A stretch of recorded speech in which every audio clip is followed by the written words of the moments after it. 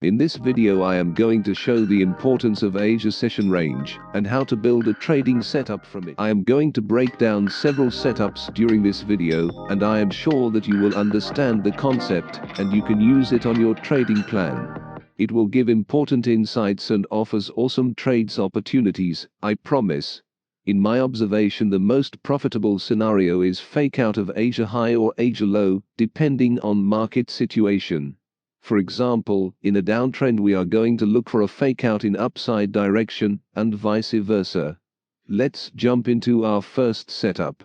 The currency pair is British pound versus US dollar. During the Asia session, or so-called Tokyo session, price consolidated, and only after both London and Tokyo merged, it showed bullish strength. Our goal is to wait for the session to close and not entering any trade there. As we can see, price broke above the Tokyo high and consolidated for a while, without any particular direction. In this situation, the traders are waiting for the New York Open.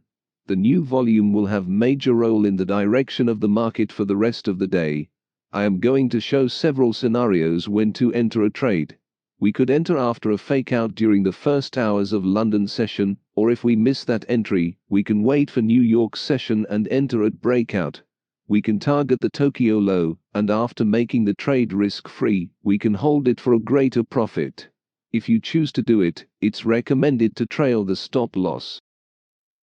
The price action during this bearish move was very clean, offering several opportunities to enter a sell trade on the retest phase.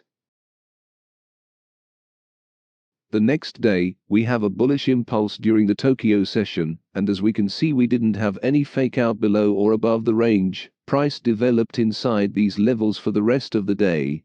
But even if we didn't have a fake out, we can find opportunity within the range. As we can see, we had a consolidation during the London session, and as a result of that, we have liquidity level on both sides. During a New York Open, price swept the liquidity above and closed again inside the consolidation. This could have been enough confirmation to enter a sell trade, targeting the liquidity below and the Tokyo session low. The entry could have been more precise on the bottom edge of the supply zone that was created during the close of Tokyo session. Let's move to the next day. I am shifting day by day in order to show that this method can offer trade opportunities every time. We could have a break and retest trade opportunity, but I prefer to enter if the fake out occurs. As we can see, we have almost the same formation as the first setup in the beginning of this video. We have a sharp breakout during the New York session that made impossible to enter a trade on a favorable level with a good risk reward. Price also touched a demand zone created inside the Tokyo session. I will choose not to enter a buy trade because of the strength of the bearish momentum. You should never catch a falling knife. Most of the times will stop you out.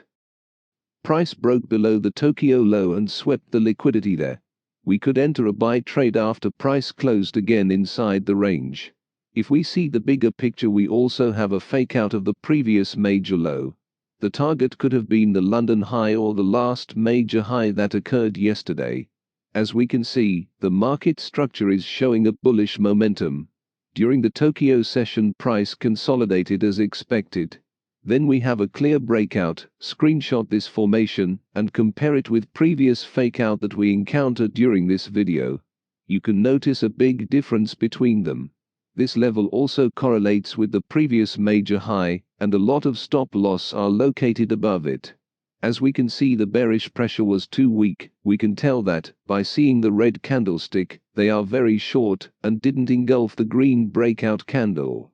I will categorize it as a momentum trade. We wait for the candle to close above the consolidation and put the stop loss below this range. We can use a 1 to 2 risk reward trade. I hope you have enjoyed the part 1 of the video. Stay tuned for the second part.